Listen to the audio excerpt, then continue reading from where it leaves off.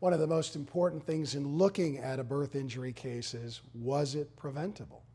And looking to see from a medical standpoint if it could have and should have been avoided. We're looking at what has happened before the child was born, so prenatal records and tests that may have been performed before the child was born.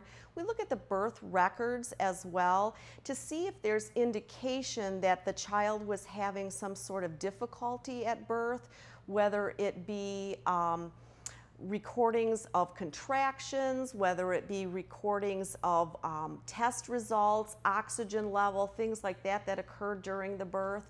And we look at records of the child while the child is in the hospital to see if there's any clue, if there's any evidence there that would say that the child was injured by a mistake by a medical professional.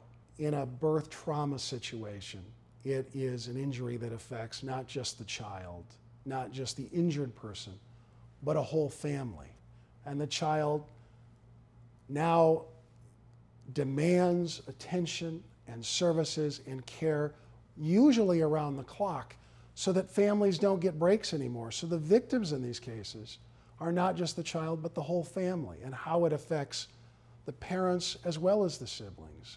We've handled many birth injury claims, and we help families to get the resources they need, such as vans and wheelchairs, and maybe most importantly is aides to come in and relieve the parents so that it's not 24 hours, 7 days a week, 365 days a year, that they get the resources and the help and the school intervention that help them raise the best child they can with these disabilities.